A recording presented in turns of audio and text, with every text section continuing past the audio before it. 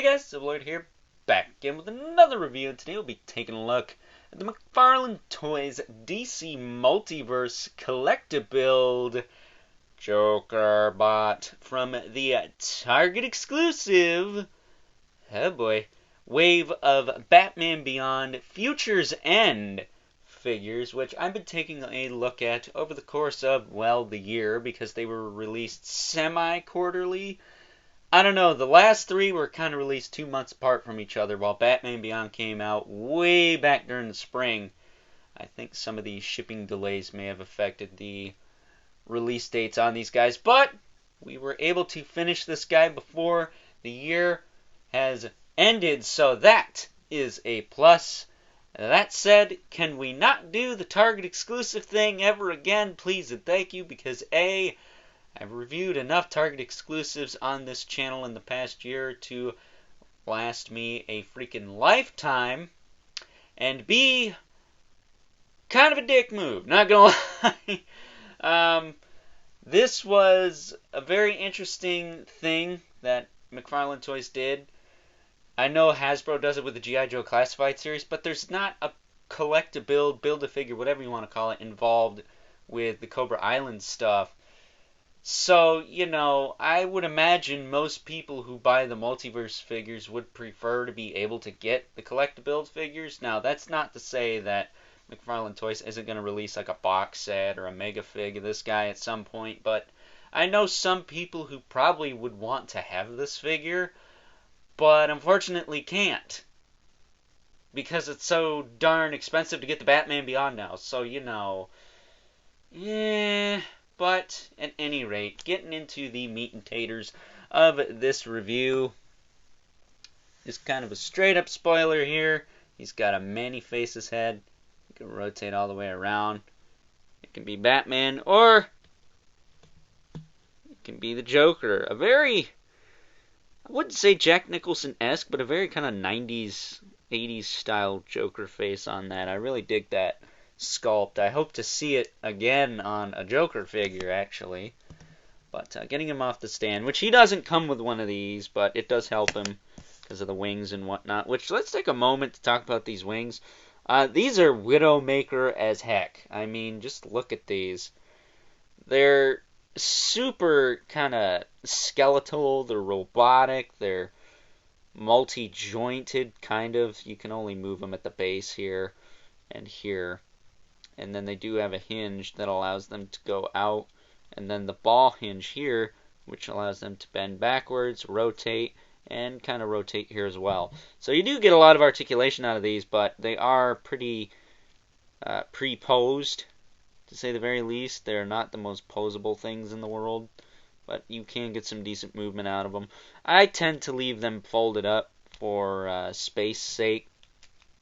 They do take up quite a bit of real estate, but they do look really, really cool when you have them all extended out and whatnot. They just have a very nice shelf presence to them. That said, they are, again, a bit of a pain in the butt, just because they are so massive. Yeah, that definitely would help to move this piece so it's not hitting the other ones. Excuse me. But that's the wings. They're cool, but they are a little cumbersome, so be mindful of that. You complete this guy. So in order to complete this guy, speaking of which, you had to get the Batman Beyond without the Terry McGinnis facial features. So, you know, probably the least popular one, but I think it's still a cool figure. I like that figure a lot, actually. Almost kind of prefer it to the one with facial features, just because I like the more mysterious aspect of it. But you had to get him. He was first, and then Shriek was second. Batwoman Beyond was third, and Blight, who I took a look at the other day, was the final figure. He, of course, came with the wings. Batman Beyond came with the torso. Shriek came with the arms, and Batwoman came with the legs. Which, I will say, these legs, they need something more to help them snap in all the way. The mushroom peg setup here isn't that great. I think a slightly better setup is needed. I actually didn't know there was kind of a mushroom pig going on down there. Whoopsie! But who cares? People probably don't stick around till final thoughts anyways. um, especially since I'm probably not the first to review this. But at any rate, I had to put my 2 cents on this guy in, because I gotta tell you, I think this is my favorite of the collectibles we've gotten out of Multiverse. And that says a lot, because I really like the Darkfather, but he was a little bit generic as far as the design goes. Really just looked like a big Batman with, I don't know, black metal gauntlets and stuff.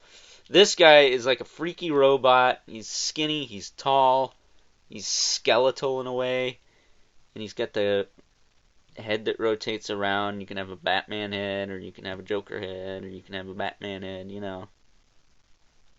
And I'm surprised they didn't call this the Batbot, but I guess that's why.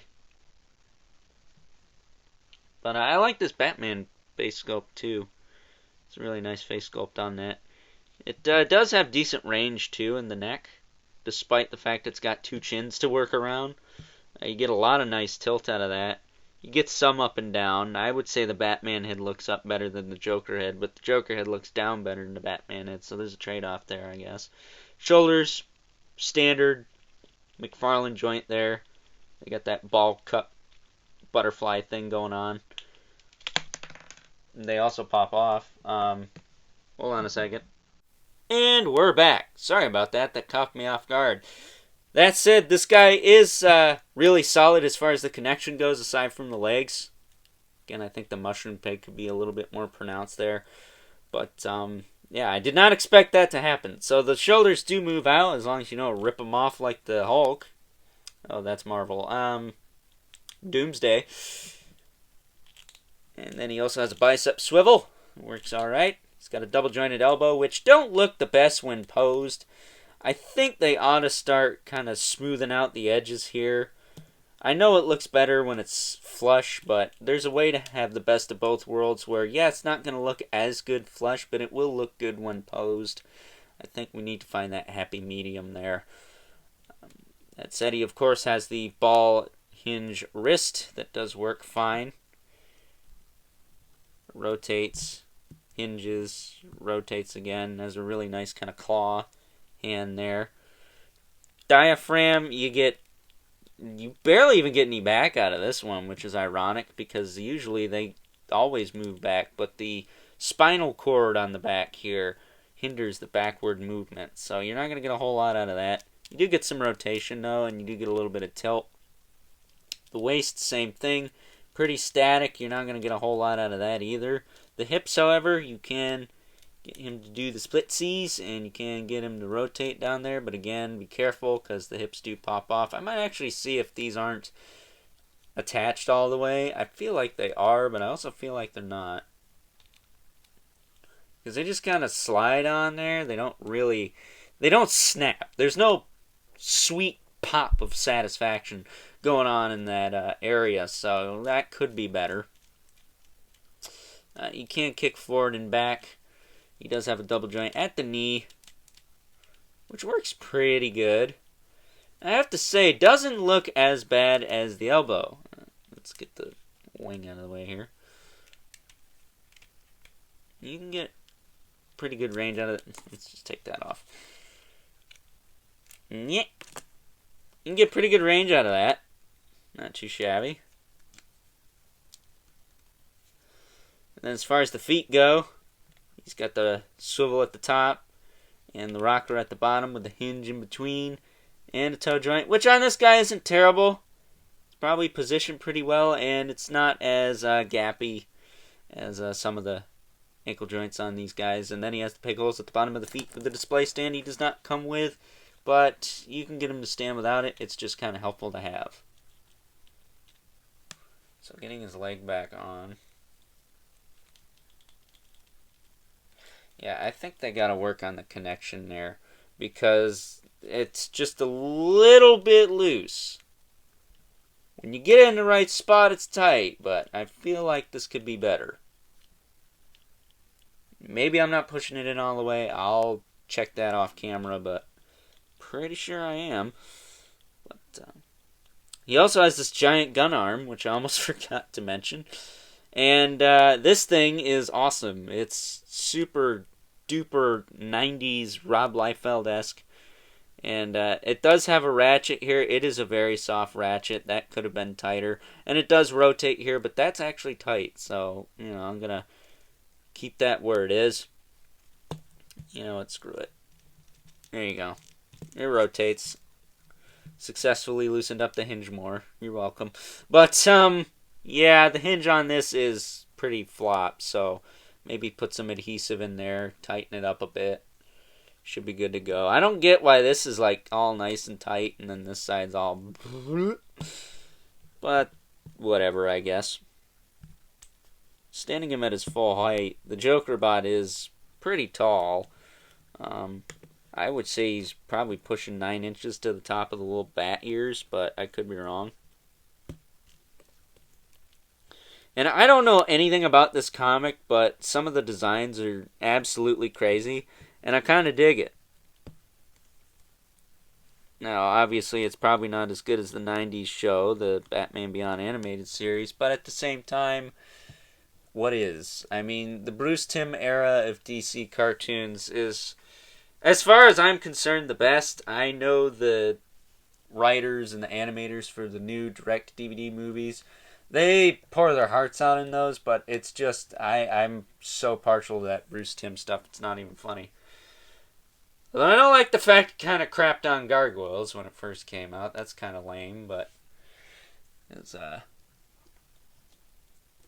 Mr. T-Biz always said, shout out to T-Biz, sometimes you just never want to meet your heroes, I guess, but true words have never been spoken. Or have they? Who knows? But getting him centered here, if I can, gee whiz. Been at this for a minute. Let us take a look at some comparisons. First up, here's our newly completed Jokerbot Collect-A-Build figure next to the rest of the Batman Beyond Futures End wave. And aside from being a Target exclusive, not gonna lie, that's a bit of a dick move. This is by far my favorite Collect-A-Build wave we've gotten from the McFarlane Toys DC Multiverse line thus far because A, we got 4 new characters out of it, and B, it's just a really solid wave. I had little to no problems with any of these figures, which is really awesome to see. And if I were to quickly rank these guys without taking too much time, I would probably put Shriek at number 1, because, again, he's a new character, and I think they did him the best of this wave. Second favorite, the Batman Beyond. Now, granted, this is not the one with the facial features, which I also have. Shout out to Toy Shiz for the hookup on that. But I do like the mystique that this guy has without the facial features. It makes him look a little bit more mysterious and whatnot. Third favorite, definitely got to go with Blight. Yeah, it seems like he skipped Arm Day, but I'm really happy to get a figure of that character. And then, lastly, I'll have to throw in Batwoman Beyond because, well, I don't know a whole lot about that character other than she is Dick Grayson's kid, possibly Starfire's. Guessing that's why she's got the red hair. Definitely better than that I Am Not Starfire character, am I right? And then, of course, we got the Jokerbot, which is by far my favorite Collect-A-Build figure that we've gotten so far. Yeah, it's probably not as solid as the Dark Father, thinking about it, but it's definitely more interesting, I'll say. Dark Father just seems like a big Batman with black metal gauntlets, to be honest with you. But, again, this was a Target exclusive wave. Batman came first, Shriek came second. I don't know, it was on third. Wait, no, that's not right. Batwoman came third, and Blight came last, who we got just recently. So, best of luck to you if you want to complete this wave. It's a really solid wave, and that's my story. I'm sticking to it. And last, but certainly not least, we have our 2 regulars, the Mythic Legions from the Mandibulus, and the MK11 Spawn, who for once is absolutely dwarfed by the Jokerbot Collect-A-Build figure, which is to be expected because he's, well, a collectible figure. So, with that being said, time to wrap things up with some final thoughts. Overall, and I'm 110% confident in saying that, in my opinion, this is the best collectible figure we've gotten from McFarlane Toys' DC Multiverse line thus far, at this current time, and to date. Yeah, it's not perfect. The legs could be a little bit better as far as the connection goes, but everything else on this figure is pretty solid. The shoulders, while a little bit on the loose side, not too big of a fan of that, are still secure in there, and they're not popping off like on the Merciless from, well, late last year, early this year, depending on when you were able to get your hands on them. And unlike Bane, his legs have a lot of really good articulation that you can actually utilize. And unlike the Dark Father, he's a little bit more interesting. So, for those reasons alone, I would highly recommend you try to get your hands on this guy. I know he's probably going to be super duper hard to complete nowadays, since the Batman Beyond is so expensive on the secondary market now. The version that comes with the torso, that is. I would still say it's worth the hunt. I think this is a really awesome figure, and it's definitely one you should have if you are at all a fan of this comic run, or just some crazy looking Batman Jokerbot bizarreness that is, well, this figure. So with that being said, I hope you guys enjoyed this review. Don't forget to comment, like, and subscribe. And if you are so inclined, please hit that notification bell so you know whenever I upload more reviews like this one, because we got to show that algorithm who's boss, right? And if you haven't already, hit me up on Instagram at Overlord Productions. But as always, keep the comments civil, because the world sucks enough as it is. Until next time, I'll catch you guys later. But wait, there's more!